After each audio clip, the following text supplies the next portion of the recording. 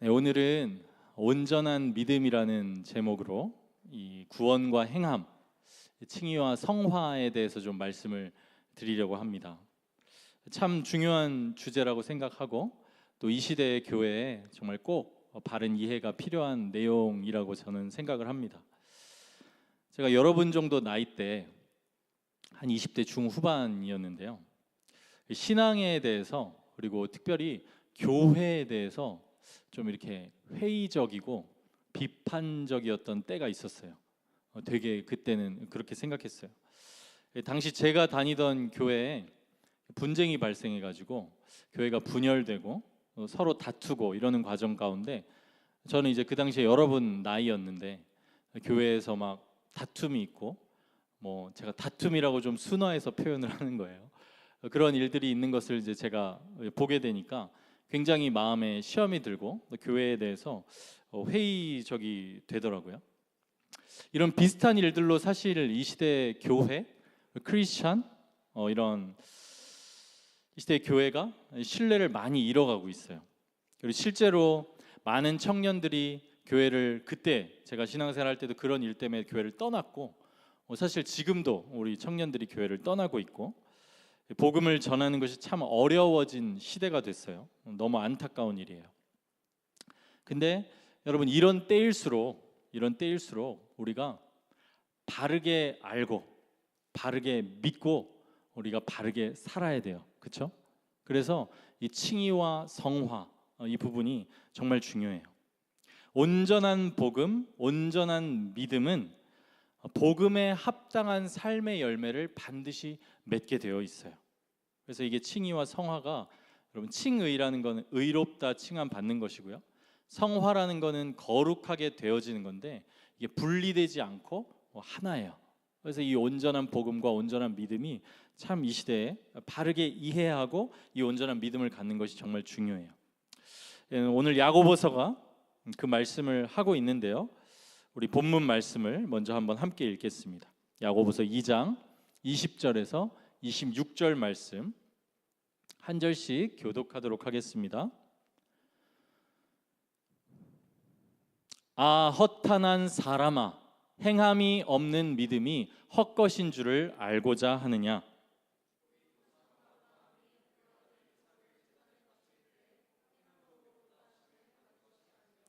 내가 보거니와 믿음이 그의 행함과 함께 일하고 행함으로 믿음이 온전하게 되었느니라.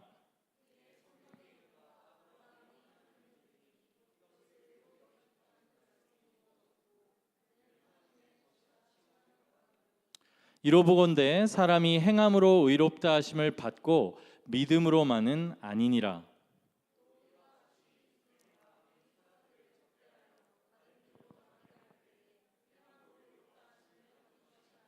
네, 함께 읽겠습니다. 영혼 없는 몸이 죽은 것 같이 행함이 없는 믿음은 죽은 것이니라. 아멘. 오늘 본문을 잘 여러분이 집중해서 읽어보셨으면 좀 혼란스럽다고 느낄 만한 사실 구절이 있어요. 그런 내용이 표현이 있습니다. 여러분 구원을 어떻게 얻는다고 배우셨어요? 여러분 어떻게 구원받아요? 뭘 통해서 구원받아요? 믿음을 통해서. 믿음을 통해서 구원받는다고 대답해 주셨어요. 맞아요. 이신칭의라고 하죠. 믿음으로써 구원을 얻는다. 믿음으로써 의롭다 칭함을 받는다. 여러분 많이 들으셨잖아요. 그렇죠? 다 알고 있는 내용이고 우리가 믿고 고백하는 내용이에요. 근데 오늘 한번 24절을 한번 볼까요? 함께 읽겠습니다. 시작. 이로보건대 사람이 행함으로 의롭다 하심을 받고 믿음으로만은 아니니라. 이게 어쩌면 우리를 참 혼란스럽게 할 수 있는 지금 무슨 말 하는 거지? 내가 듣고 배우고 믿었던 내용이랑 좀 다른데 이렇게 생각할 수 있는 내용이에요. 그러나 성경은 오류가 없어요. 성경 자체 내에서 모순되지 않습니다. 성령의 감동으로 된 하나님의 말씀이에요. 자, 그럼 먼저 우리가 야고보서를 쭉 살펴봤잖아요. 이 야고보서 자체 내에서 야고보가 구원을 어떻게 얻는다고 말씀하고 있는지 한번 그것부터 먼저 살펴보죠. 야고보서 1장 17절에서 18절인데요. 제가 읽을게요. 온갖 좋은 은사와 온전한 선물이 다 위로부터 빛들의 아버지께로부터 내려오나니 그는 변함도 없으시고 회전하는 그림자도 없으시니라. 그가 그 피조물 중에서 우리로 한 첫 열매가 되게 하시려고 자기의 뜻을 따라 진리의 말씀으로 우리를 낳으셨느니라. 여기 보면 그냥 띄워주시고요. 온전한 선물 보이죠? 온전한 선물. 그 온전한 선물이 선물이긴 한데 이 헬라어, 여기서 사용된 헬라어가 성경 신약 성경 전체에서 구원의 선물이라는 의미로 다 쓰였어요. 그러니까 온전한 선물, 구원이에요. 하나님께서 주신 구원의 선물. 신약 성경에 같은 단어로 전부 다 구원의 선물을 말씀하고 있어요. 근데 그 선물이 어디서부터 온다고 되어 있어요? 위로부터 빛들의 아버지께로부터. 그러니까 하나님께로부터 온다는 말씀이죠. 그 하나님은 변하지 않는 하나님이시라고 말씀하고 있고요. 그 다음에 이제 18절을 보시면 이 구원에 대해서 말씀하기를 자기의 뜻, 그러니까 자기의 뜻은 하나님의 뜻이죠. 하나님의 뜻을 따라 진리의 말씀으로 우리를 낳으셨느니라 이렇게 말씀하고 있어요. 그렇죠? 그러니까 우리가 믿는 바와 동일해요. 야고보도 동일하게 말씀하고 있어요. 하나님의 주권을 따라 하나님의 결정에 따라서 또한 그 진리의 말씀을 통해서 우리에게 구원을 주신다고 말씀하고 있는 거예요. 우리가 살펴본 1장 21절 이 내용도 똑같아요. 너희 영혼을 구원할 바 뭐가 구원한다고요? 마음에 심어진 말씀. 그러니까 야고보는 앞에서 행함으로 구원을 얻는다라고 이야기하고 있지는 않아요. 야고보 역시 구원이 하나님의 뜻에 따라서 진리의 말씀인 복음을 통해 주어진다는 것을 확실히 말씀하고 있어요. 자, 그러면 오늘 본문의 이런 말씀들은 무슨 의미인가요? 사람이 행함으로 의롭다 하심을 받고 믿음으로만은 아니니라 이런 말씀. 한 가지 확실히 짚고 넘어가야 되는 부분이 여러분 이걸 잘 기억하세요. 여러분의 신앙생활에서 흔들릴 때마다 지금 야고보는 구원의 조건으로서 행함이 필요하다라고 말하고 있는 것이 아니에요. 구원의 조건으로 행함이 필요하다 그 말을 하고 있지 않아요. 우리는 오직 은혜로 믿음을 통해서 구원을 받습니다. 이게 유일한 구원의 길이에요. 오직 은혜예요. 오직 은혜. 선물로 받는 것과 같은 것이에요. 우리가 구원받고 택함을 받는데 다른 어떤 것이 영향을 미치지를 않아요. 우리의 행함도 마찬가지예요. 행함으로 구원을 얻는 것이 아니에요. 또 내가 어떻게 행할 걸 미리 아시고 내가 선하다는 성향을 가진 것을 미리 아시고 어떤 행함을 할 걸, 착한 일을 할 걸 미리 아시고 그걸 구원을 하신 것도 아니에요. 아무런 조건이 없이 내가 태어나기도 전에 내가 무슨 일을 하기도 전에 하나님께서 무조건적으로 조건이 없이 택하셔서 내가 은혜를 받은 것이에요. 선물을 받은 것이에요. 이게 우리의 구원이에요. 여러분이 이 자리에 앉아 계실 수 있는 것은 하나님께서 그렇게 조건이 없이 여러분에게 아무 이유 없이 어떤 조건 없이 여러분을 택하셨고 구원하셨기 때문이에요. 에베소서 2장 8절에서 9절 한번 함께 읽겠습니다. 시작. 너희는 그 은혜에 의하여 믿음으로 말미암아 구원을 받았으니 이것은 너희에게서 난 것이 아니요 하나님의 선물이라. 행위에서 난 것이 아니니 이는 누구든지 자랑하지 못하게 함이라. 우리가 이 저항할 수 없는 은혜라고 하거든요. 저항할 수 없는. 그러니까 은혜긴 은혜인데 그 은혜가 너무 감사하고 내 마음을 감동시켜서 저항할 수 없는 그 은혜라는 것이에요. 저항할 수 없는 그 은혜를 받은 것이고 선물로 그래서 믿음이 생긴 것이에요. 예수 그리스도를 향한 믿음이 생긴 거예요. 물론 이 구원의 역사를 살펴보면 그러면 우리는 아무것도 그냥 가만히 앉아 있으면 되는 거 아니냐라고 얘기할 수 있지만 그게 아니고 하나님 편에서는 우리를 그렇게 은혜롭게 저항할 수 없게 너를 사랑한다. 네가 죄가 있어도 사랑한다. 네가 연약해도 사랑한다. 내가 너를 창세전에 택했다. 부르시는 거예요. 그럼 그것이 정말 저항할 수 없는 은혜가 되어 우리가 하나님 앞에 나아갈 때 우리 편에서의 반응은 회개예요. 회개하게 돼요. 그 은혜 때문에. 그리고 하나님께서 비춰주신 하나님의 어떤 분이신지를 알게 되면서 우리 편에서의 반응은 회개하게 되는 거예요. 그리고 예수 그리스도를 주로 모시게 되고 예수 그리스도를 구원자로 믿게 되는 것이죠.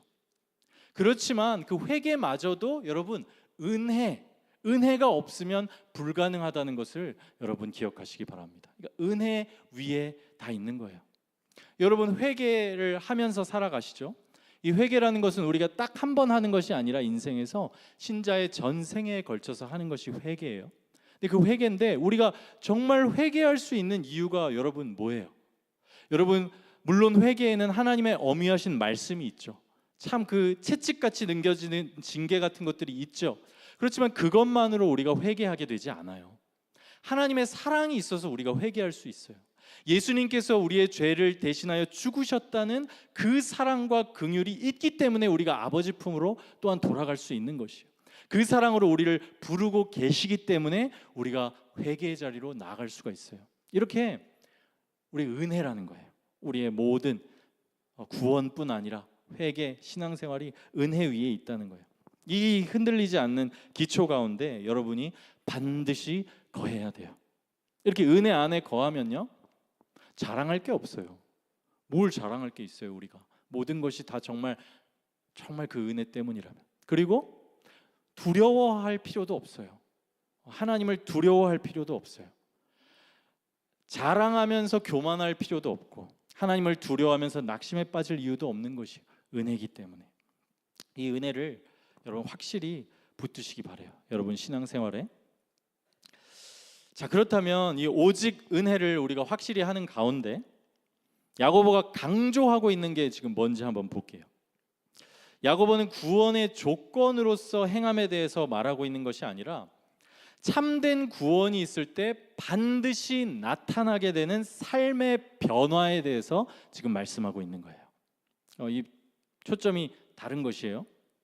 행함으로 내가 구원 얻는다는 것이 아니라 구원 얻은 자에게서 반드시 나타나야 하는 삶의 변화가 있다고 말씀하는 거예요. 흔히 이 야고보서의 말씀이랑 사도 바울의 로마서의 말씀이랑 서로 반박하는 것처럼 이렇게 생각하는 사람들도 있고 그렇게 주장하는 신학자들도 있는데 그것은 이제 잘못된 견해예요. 서로 배치되지가 않아요. 바울이 로마서에서 말씀하고 있는 것과 야고보가 야고보서에서 말씀하고 있는 것은 같아요. 오히려 야고보는 이 바울의 주장을 잘못 이해한 사람들에 대해서 깨우쳐주고 있는 것이에요. 바울도 로마서 5장에 보면요, 5장 18절인데요, 우리의 구원이 오직 한 분 예수 그리스도의 의롭다 하시는 그 행위 때문이라는 것을 말씀해요. 보세요. 한 의로운 행위로 말미암아 많은 사람이 의롭다 하심을 받아 생명에 이르렀느니라. 그러니까 한 의로운 행위, 예수님의 그 의로운 행위, 십자가의 죽으심과 부활로 인해서 모든 사람이 생명에 이르렀다고 바울이 분명히 얘기해요. 그런데 바울도 바로 뒤에서요, 이 말씀으로 끝내는 것이 아니라 야고보와 동일한 강력한 경고의 말씀을 동일하게 해요. 제가 로마서 여러분이랑 나눌 때도 동일하게 강조를 했어요. 로마서 6장 1절에서 2절. 그런즉 우리가 무슨 말을 하리요? 은혜를 더하게 하려고 죄에 거하겠느냐? 그럴 수 없느니라. 죄에 대하여 죽은 우리가 어찌 그 가운데 더 살리요? 똑같아요. 바울도 동일하게 말하고 있어요. 그러니까 우리가 복음이 잘못된 게 아니고 사실은 그 복음을 우리들이 악용해요. 오용해요. 그래서 은혜로 구원을 받았다? 하나님의 선물이다? 나는 아무것도 할 것 없다? 나는 막 살아도 된다? 이렇게까지 나아가게 되는 거예요. 그러나 잘못된 가르침이라는 것이죠. 그런 태도를 보이는 사람들에게 바울도 동일하게 그럴 수 없느니라 이렇게 말씀하고 있다는 거예요. 야고보도 동일해요. 자, 그럼에도 불구하고 오늘 본문을 한번 또 잘 찬찬히 여러분이 읽어보시면 그래도 이건 어떻게 봐야 되지? 이런 구절들이 있어요. 21절, 25절인데요. 야고보가 지금 아브라함이랑 라합이라는 인물을 그 이야기를 예로 들어서 지금 얘기하고 있거든요. 21절에 보면 아브라함이 이삭을 바칠 때에 행함으로 의롭다 하심을 받은 것이 아니냐 이렇게 얘기하고요. 또 기생 라합이 사자들을 접대해서 행함으로 의롭다 하심을 받은 것이 아니냐 이렇게 묻고 있어요. 그러니까 행함의 중요성을 어쨌든 강조하고 있는 것이죠. 근데 여러분 이런 내용들을 보실 때 이거를 그냥 요 스테이트먼트, 그러니까 문장 진술 자체를 가지고만 그냥 이게 교리로 탁 이해해버리면 우리가 잘못 생각할 수 있는 것이에요. 우리가 성경 전체를 통해서 봐야 되고요. 그리고 이 부분에서 우리가 오해하지 않을 수 있는 길은 이 이야기를 실제로 살펴보는 것이에요. 이 이야기를 실제 살펴보면 무슨 말을 하는지 더 명확하게 보인다는 거죠. 그러니까 성경의 이야기 안에서 우리가 이것을 이해하고 해석해야 된다는 거예요. 그냥 딱 요 문구만 가지고 이런 뜻, 내 머릿속에 있는 칭의니까 행함으로 의롭다함을 받는 거네. 그럼 행함으로 구원을 받는 거네. 이렇게 나가면 안 된다는 것이고, 성경의 이야기 안에서 우리가 이 말의 뜻을 살펴볼 때 우리가 오해하지 않을 수 있다는 거죠. 먼저 아브라함의 경우인데요. 여러분, 아브라함 같은 경우에 지금 야고보가 어떤 행위로 지금 의롭다, 인정받았다고 얘기하냐면 이삭을 바쳐 올려드린 사건이에요. 여러분이 다 아시는 사건이죠. 근데 성경을 보면 아브라함이 그런 믿음의 행동이 있기 전에 이미 창세기 15장에서 그 이삭을 드리는 사건은 창세기 22장의 사건이거든요. 창세기 15장에서 이미 하나님께서 먼저 하나님께서 아브라함을 의롭다고 여기셨어요. 15장 6절, 아브라함이 여호와를 믿으니 여호와께서 이를 그의 의로 여기시고, 이 말씀이 분명히 구약 성경에 있는 것이에요. 사실 생각해보면 이때는 언제냐면, 이 약속을 주신 때는 아브라함의 믿음이 굉장히 약해져 있을 때예요. 여러분도 그럴 때가 있죠. 상황과 환경 때문에 주님께서 어떤 약속을 주셨고 주님의 선하심을 그래도 붙잡으면서 살아가려고 하지만 믿음이 연약해질 때가 있잖아요. 아브라함도 그런 때였어요. 나는 주님이 약속하셨는데 약속하신 건 안 이루어지고 아들도 없고, 그래서 이 내 피가 안 섞인 이 종이 내 상속자가 되게 될 것입니다. 이런 자조 섞인 고백을 할 때가 그때인데, 그때 하나님께서 아브라함을 데리고 나가셔서 하늘을 보여주세요. 뭇별, 많은 별들을 보여주시면서 내 자손이 이와 같이 될 것이다, 이와 같으리라, 이렇게 말씀하세요. 그를 이끌고 밖으로 나가 이르시되 하늘을 우러러 뭇별을 셀 수 있나 보라. 또 그에게 이르시되 내 자손이 이와 같으리라. 믿음이 연약할 때 불러서 다시 한번 말씀해 주시는 거예요. 그리고 아브라함이 이 하나님의 약속을 믿어요. 그리고 이삭을 바치는 사건이 있기 전에 이미 그 하나님의 약속을 믿음으로 인해서 의롭다 여기심을 받았다고 성경에 말씀해요. 그리고 사실 우리가 아브라함의 이야기를 쭉 살펴보면, 처음부터 보면 이때가 아니라 이미 하나님께서 아브라함을 정말 갈대아 우르의 우상 숭배하는 땅에서 부르셔서 먼저 약속하시고 네가 복이 될 거야, 너는 내가 지시할 땅으로 가라, 이렇게 지명하여 부를 때 이미 하나님과 아브라함의 관계가 맺어진 것이잖아요. 아브라함은 그 말씀을 믿고 나아갔거든요. 하나님과의 관계가 맺어진 거잖아요. 하나님의 말씀이 폐하여질 수 있어요? 그럴 수 없는 거예요. 그때 이미 하나님과 관계가 맺어짐으로 아브라함은 하나님과의 관계 안에서 의롭다함을 얻고 계속 나아갔던 거예요. 아브라함의 이야기가 계속해서 보여주는 것이 그거예요. 믿음이 연약할 때는 이렇게 다시 나타나셔서 별을 보여주시고, 언약을 맺을 때는 쪼갠 고기 사이로 하나님 혼자 지나가시면서 이 언약을 지키지 않으면 내가 이 재물처럼 죽게 될 것이다 라고 언약하신 것이 하나님이시고, 이렇게 끝까지 먼저 부르시고 그 하나님을 믿는 아브라함을 끝까지 데려가시는 거예요. 이게 아브라함의 이야기가 우리에게 말씀해 주는 거예요. 그러니까 아브라함은 제가 말씀드렸죠. 이 저항할 수 없는 은혜에 믿음이 생겨서 그 믿음을 통해서 결국 의롭다 칭함을 받는 것이고, 여기서 야고보서가 놓치지 않고 강조하는 것은 이 참된 믿음, 하나님께서 선물로 주셨으니까 그 믿음은 참된 믿음이잖아요. 그렇죠? 변할 수 없는 믿음인데, 이 믿음이라고 하는 것은 정말 생명이 있어서 점점 자라나고 결국에는 정말 약속의 아들, 그 아들을 통해서 모든 것이 이루어질 것이라고까지 말씀하셨던 그 아들마저도 하나님께 바칠 수 있는 그런 믿음으로 입증이 되더라는 것이에요. 삶으로 나타나지더라는 것이에요. 그 믿음이 진짜이기 때문에. 원래 무죄인 사람이 재판 과정을 거치잖아요. 그걸 통해서 판결 결과를 기다리고 한 번 재판 있으면 오래 걸리면 1, 2년도 가거든요. 마지막에 판결 선고를 딱 받으면서 무죄 이렇게 내려지는 것처럼 무죄였던 사람이 최종적으로 실제 시간의 흐름에 따라 정말 무죄 맞네 라고 판결이 내려지는 것처럼 그 하나님께서 넣어주신 믿음이 진짜 믿음 맞네 라고 그 삶을 통해서 확증이 되더라는 것이에요. 이것이 아브라함의 이야기가 말씀하고 있는 거예요. 라합도 마찬가지예요. 여러분, 라합의 이야기를 아시죠? 여호수아서에 나오는 이 기생 여인이거든요. 근데 가나안 땅에 살고 있었던 여인이에요. 근데 여호수아가 이 약속의 땅으로 전쟁하기 전에 정탐꾼들을 미리 보냅니다. 미리 보내는데 이 라합은 지금 이스라엘의 적국인데 이 정탐꾼들을 숨겨줘요. 이 행위가, 이 숨겨주는 행위가 바로 야고보가 오늘 얘기하고 있는 믿음의 행위예요. 근데 여기서도요, 동일하게 라합과 정탐꾼들 사이에 이 대화한 내용을 여러분 보시면 라합이 그 행위하기 전에 하나님에 대해서 들었어요. 하나님에 대해서 들었어요.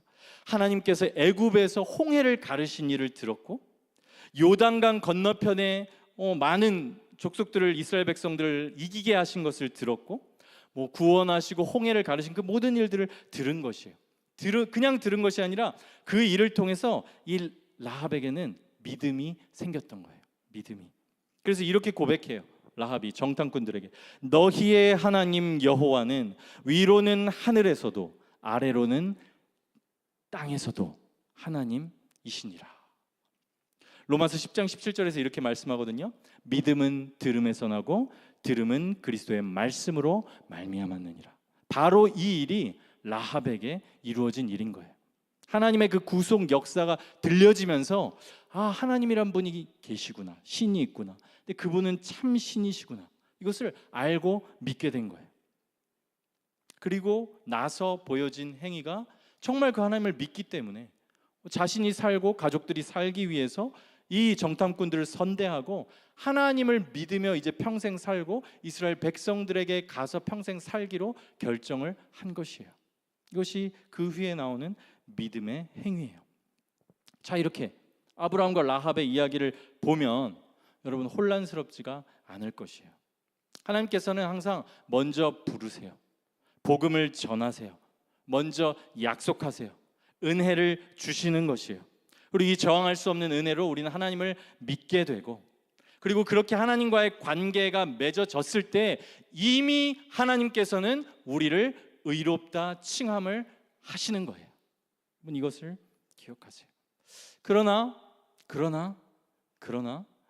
로마서와 야고보서에서 똑같이 강조하고 있는 것, 이 믿음으로 의롭다 칭함받은 자를 하나님께서는 결코 그냥 내버려 두지 않으신다는 거예요. 이게 괴롭히신다는 게 아니에요.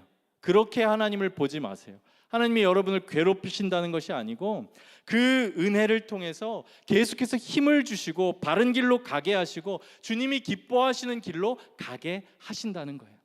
그리고 그 믿음을 받은 우리들은 우리 안에 그 참 믿음이 있잖아요. 그 성령이 있잖아요. 그렇기 때문에 우리 마음 안에 바른 길로 가고 싶은 소원함이 생기고 하나님을 더 알아가고 싶은 소원함이 생기고, 그래서 우리 편에서도 계속해서 그 길로 나아가게 된다는 것이에요. 하나님도 그렇게 우리를 끌어가시고 우리도 그 길을 소원하며 나아가게 된다는 것이에요. 그래서 결국 그 믿음은 반드시 성장하게 되어 있고 그 믿음을 입증하는 삶을 성도는 살게 된다. 이런 말씀이 우리 야고보서의 말씀인 것이에요. 의롭다 칭함을 받는 그 순종의 삶이 나오게 되는 것이에요. 오늘 반복해서 제가 계속 말씀드리고 있는 단어, 이게 칭의예요, 그렇죠? 의롭다 칭함을 받는다, 이런 말이거든요. 근데 이 단어를 법정적인 개념이라고 이렇게 얘기해요. 무슨 말이냐면 아까 잠깐 얘기한 것처럼 무죄 판결 받는 것 같이, 결백함이 인정되는 것 같이 의로움이 인정이 된다는 거예요. 그래서 법정적인 개념이다, 이렇게 얘기하는데, 저는 오늘 이제 말씀을 묵상하면서 형사 재판이 생각났어요. 저는 이제 형사 재판을 많이 했었는데 이전에 일할 때 이 형사 재판 받아보신 분은 없으시죠? 네, 혹시 있으실 수도 있지만 어쨌든 아마 없으실 텐데, 저는 이제 그걸 일상처럼 이렇게 많이 봤었어요. 이 형사 재판정 가면 분위기가 되게 엄숙해요. 분위기가 되게 엄숙하고, 왜냐면 죄를 다루니까요. 그래야겠죠. 공의로운 재판정이어야 되니까. 분위기 엄숙하고, 이렇게 덩치 큰 경위님들이 꼭 계세요. 재판정 제일 뒤에. 우리 성우 형제, 뭐 주영 형제, 뭐 이런 분들보다 더 막 이런 분들이 와서 조금만 뭐 하면은 막 와서 이렇게 딱 제재하시고 이러거든요. 그러니까 좀 이렇게 위압감을 느낄 수 있는 그런 분위기가 이 재판정 안에 있어요. 재판정에 그리고 법대라고 하죠. 보통 이렇게 있고 더 높은 곳에 법대 있고 거기에 이렇게 딱 재판장이 앉아 있어요. 재판장은 밑에를 이렇게 다 내려다보게 되어 있어요. 재판장 오른편에 검사 측이 있고요. 재판장 왼편에 이제 피고인이랑 보통 변호인 측이 이제 앉아 있어요. 재판이 시작되면요, 재판장이 뭐 사건 번호 얘기하면서 개정을 선언해요. 그럼 검사가 먼저 이제 첫 재판에서 공소 사실의 요지라고 하죠. 그 요지를 얘기해요. 뭐 2024년 6월 30일 어디에서 누구가 뭐 절취를 하였습니다. 폭행해서 상해를 가하였습니다. 뭐 이런 공소 사실의 요지를 이제 진술을 하는 거예요. 그러면 이제 본격적으로 재판이 시작될 때 하는 게 증거를 다 제출해요. 증거 목록으로 이제 제출하는데 검사가 증거를 다 제출하는 거예요. 유죄를 입증할 증거들을 쫙 제출해요. 되게 많아요, 증거들이. 거기에는 뭐 통화 내역도 있고요, 현장 사진도 있고요, CCTV, 뭐 경찰서에서의 진술 내용, 유죄를 입증할 증거를 지금까지 수사하면서 모은 걸 쫙 목록으로 해서 제출해요. 그때부터 본격적으로 재판이 시작되는 거예요. 그 증거들 하나하나 조사하면서 뭐 1년도 가고요, 길어지면. 자, 여러분, 이번에는 여러분이 하나님의 법정에 한번 서 있다고 한번 생각해 보세요. 하나님의 법정에 피고인석에 앉아 있다고. 여러분의 이 땅에서의 모든 행동들이 사탄의 기소할 거리가 돼서 다 보관되어 있는 거예요. 전부 다. 그리고 참소하는 자 사탄이 여러분의 행위와 또 죄된 생각까지도 전부 다 여러분들의 유죄의 증거로 제출한다고 생각해 봅시다. 공의로우신 하나님 앞에서 여러분을 유죄로 기소하는 거예요. 이건 유죄다. 여러분, 이 심판에서, 이 공의로우신 하나님의 법정에서 여러분 무죄 판결을 받을 자신이 있으십니까? 이것이 행위로 의롭게 된다 하는 것의 의미예요. 여러분, 무죄 판결 받을 자신 있으세요? 없죠. 우리는 전부 유죄예요. 한 사람도 예외 없이 이 하나님의 법정에서 전부 유죄 판결을 받아야 되는 자들이에요. 기록된 바 의인은 없나니 하나도 없으며 깨닫는 자도 없고 하나님을 찾는 자도 없고 다 치우쳐 함께 무익하게 되고 선을 행하는 자는 없나니 하나도 없도다. 그리고 여러분, 이 유죄 판결의 대가, 하나님의 법정에서의 판결의 결과는 잠시 이 땅에서 감옥 들어갔다 나오는 게 아니에요. 그것도 어마어마하게 수치스러운 일이라서 사람들은 정말 절망합니다, 그 앞에서. 그러나 그 잠깐 감옥 들어갔다 나오는 것이 아니고요, 약간의 돈을 벌금으로 내는 것이 아니고 하나님과 분리되는 영원한 죽음과 형벌이 그 죄의 대가예요. 누구든지 생명책에 기록되지 못한 자는 불못에 던져지더라. 너희가 아브라함과 이삭과 야곱과 모든 선지자는 하나님 나라에 있고 오직 너희는 밖에 쫓겨난 것을 볼 때에 거기서 슬피 울며 이를 갈리라. 이게 하나님의 심판이에요. 그런데 사랑하는 여러분, 여기에 복음이 있습니다. 이것이 하나님의 법정에서 일어난 일이에요. 하나님께서는 우리를 정죄하는 마귀의 참소를 막으시고 그분이 대신 심판을 받으셨어요. 그것이 우리 주 예수 그리스도의 십자가예요. 영원하신 하나님의 아들, 하나님과 동등하시며 하나님과 하나이신 분이 십자가에서 우리의 죄의 심판을 대신 당하시며 죽으신 것이, 그가 찔림은 우리의 허물 때문이요 그가 상함은 우리의 죄악 때문이라. 그가 징계를 받음으로 우리는 평화를 누리고 그가 채찍에 맞음으로 우리는 나음을 받았도다. 우리는 다 양 같아서 그릇 행하여 각기 제 길로 갔거늘 여호와께서는 우리 모두의 죄악을 그에게 담당시키셨도다. 이렇게 예수 그리스도께서 그 죄의 심판을 대신 받으심으로 인해서 우리에게 그 영원하고도 어미하신 하나님의 법정에서 무죄 판결이 내려진 것이, 그것도 그냥 단지 죄가 없는 정도가 아니라, 죄가 없는 무죄 정도가 아니라 부활하신 그리스도와 우리가 하나 되어서 그분의 의가 우리의 의가 되어서 우리 같은 죄인들이 하나님 앞에서 의롭다 칭함을 받았다는 것이, 그것이 복음의 선포예요. 그것이 복음의 선포예요. 이것이 우리가 믿는 바예요. 그렇기 때문에 우리의 믿음이 여러분 지식적인 동의에 머물 수가 없습니다. 우리의 믿음은 나를 위해 죽으신 그리스도에 대한 감사와 사랑을 반드시 가지게 되는 사랑으로서 역사하는 믿음이에요. 그 사랑과 감사가 흐르게 되어 있어요. 나에게 이루어진 그 일을 믿을 때, 바라볼 때, 그 일이 믿어질 때 은혜에 의해서 내 마음 안에는 사랑으로서 역사하는 믿음이 생기게 되어 있어요.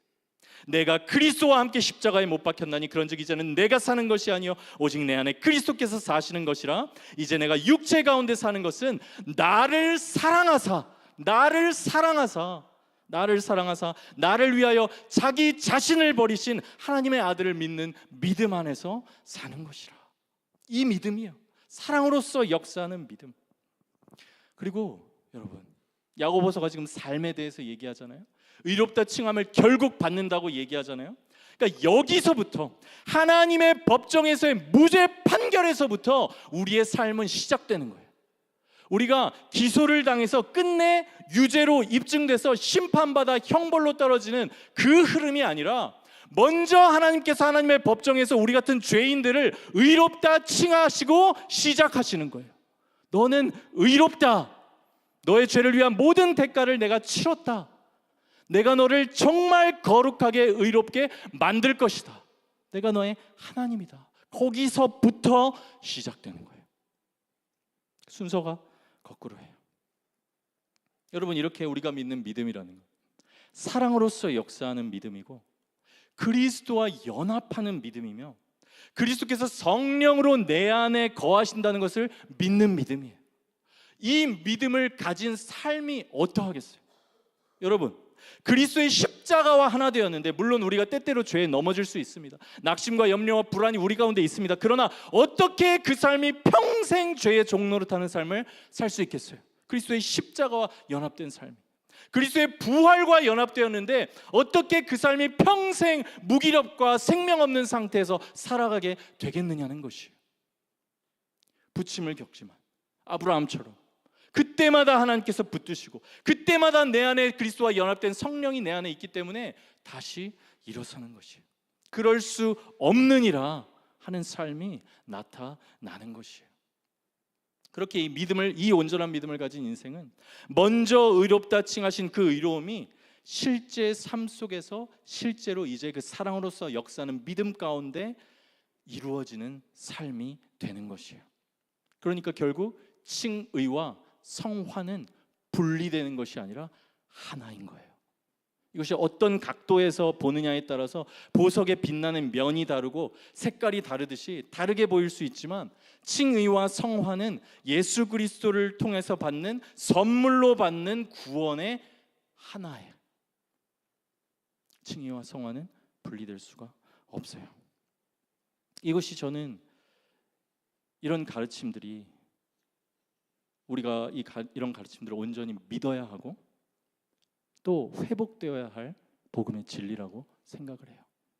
왜냐하면 너무나 교회가 손가락질을 받고, 그것이 교리 때문이 아니라 성도의 삶 때문에, 그러나 결국은 이 온전한 믿음에 대한 이해와 믿음이 없기에, 그 방향으로 가지 않기 때문에 이런 일들이 생기기 때문에 필요하다고 생각합니다.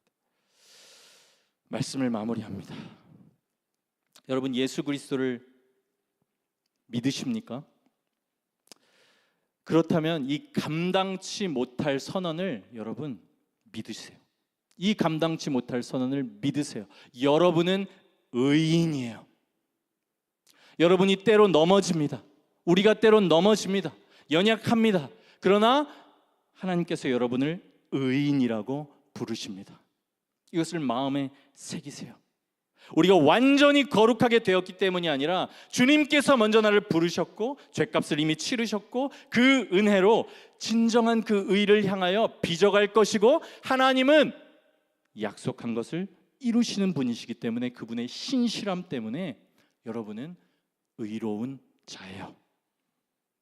여러분은 이미 에베소서 2장 6절을 표현해 보면 이미 하늘에 앉힌 자들이에요. 그리고 그 확실한 정체성에서부터 이 사랑으로서 역사하는 믿음으로부터 우리의 거룩해지는 삶이 시작이 되는 것이에요. 여러분, 이 칭의를 믿으시고 이 예수 그리스도를 향한 믿음을 가지시고 감사와 사랑 가운데 살아가시기 바라요. 여러분 자신을 바라보지 말고 하나님을 향해서 형벌을 받을 것 같은 두려움에 떠는 신앙생활 하지 말고 감사와 사랑 가운데 그 의를 붙들고 사시기 바라요. 사랑 안에 두려움이 없고 온전한 사랑이 두려움을 내쫓나니 두려움에는 형벌이 있음이라. 온전한 사랑. 이 죄인인 나를 의롭게 하시는 은혜가 또한 여러분을 정말로 바꾸어 낼 것이에요. 복음 안에는 더디더라도 반드시 변화가 있어요. 복음은 변화시킵니다. 산 믿음은 성장해요. 그 복음이 부족하지만 지독한 저 같은 죄인들도 변화시켰어요. 그래서 복음이 소망이라고 여러분에게 말씀드릴 수 있어요. 이 온전한 믿음 안에서 우리가 변화되는 한 분 한 분이 되시고 그리고 우리 공동체 함께 정말 이 온전한 믿음 안에서 변화되어지기를 바랍니다.